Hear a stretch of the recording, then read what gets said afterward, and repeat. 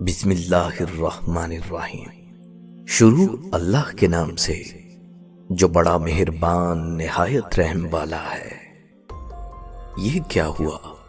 تم تو کہا کرتے تھے ہماری سائنس نے اتنی ترقی کر لی ہے کہ ہم کچھ بھی کر سکتے ہیں، تو یہ ایک چھوٹا سا کیڑا جو نظر بھی نہیں آتا، اس کے خوف سے اپنے آپ کو گھروں میں قید کر لیا۔ یہی ایک چھوٹا سا کیڑا تمہاری موت کی وجہ بن رہا ہے، تو کیوں نہ بنے؟ کیونکہ تم اس وقت سو رہے تھے جب پوری دنیا میں اس کے بندے چیخو پکار کر رہے تھے، مدد مانگ رہے تھے۔ کشمیر کو آدھے سے زیادہ سال ہونے والا ہے، وہ گھروں میں بند ہیں۔ آج ساری دنیا بند ہو گئی، آج ساری دنیا اپنے اپنے گھروں میں قید ہے۔ مگر ساری دنیا ہی کیوں؟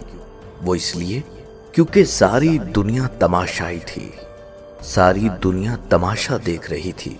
اور وہ چائنا، اس نے مسلمان عورتوں پر نقاب کرنے پر پابندی لگائی تھی اور لمبے کپڑے پہننے پر بازاروں میں کھڑا کر کے مسلمان عورتوں کے آدھے کپڑے کاٹ دیے تھے۔ اب کیوں اپنے آپ کو ایک لفافے کے اندر قید کر لیا؟ اب کیوں ماسک لگاتے ہو؟ اب کیوں ڈھانپتے ہو خود کو؟ کیا میرا اسلام خود کو ڈھانپنے کا حکم نہیں دیتا؟ وہ شامی بچہ یاد ہے، چھوٹا سا، جو شکوہ کر رہا تھا ہمیں چاروں جانب سے گھیر لیا ہے، ہمارے پاس پانی نہیں، خوراک نہیں، ساری دنیا کی فوجیں ان پر بمباری کر رہی تھیں۔ کیا کسی نے خبر لی؟ کیا کسی مولانا نے ان مسلمانوں کے لیے دعا کی رو رو کر؟ کیا کسی مولانا نے ان کے لیے ہاتھ اٹھائے؟ کیا وہ مسلمان نہیں تھے؟ اس بچے نے کہا میں اللہ سے شکایت کروں گا۔ جانتے ہو، اس بچے نے اللہ سے شکایت کر دی۔ اس کے ماں باپ مر چکے تھے، اس کی ماں اس کے سامنے مر گئی۔ اس نے کہا میں شکایت لگاؤں گا۔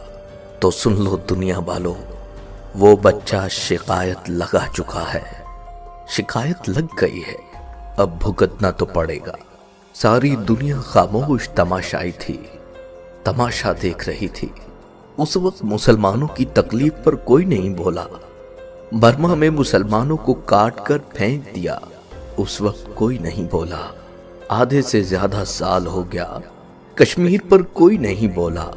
جانتے ہو، جب خدا کا عذاب آتا ہے تو سب سے زیادہ تماشائی مارے جاتے ہیں، تماشائیوں کی پکڑ ہوتی ہے۔ آج اس عذاب کو مذاق بنا رہے ہو، خدا سے ڈرو۔ اور کہاں ہے وہ جو کچھ دن پہلے نقاب کی بے حرمتی کرتی تھیں اور کہا کرتی تھی ہمارا جسم ہماری مرضی، ہم اسے ڈھانپیں یا نہ ڈھانپیں؟ اب پھرو، گھومو، تمہارا جسم تمہاری مرضی نہیں، کہ یہاں مرضی صرف اسی کی ہوتی ہے، تمہاری کوئی مرضی نہیں۔ یہ شرمندہ ہونے کا مقام ہے، اپنے گناہوں کی معافی مانگ لیجئے۔ آئیے سب مل کر مسلمانوں کے لیے، پوری امت محمدیہ کے لیے دعا مانگتے ہیں کہ اللہ ہمیں اپنے اس عذاب سے بچائے، ہماری خطاؤں کو معاف کر دے، ہماری خطاؤں کو بخش دے، ہمارے گناہوں کو معاف کر دے۔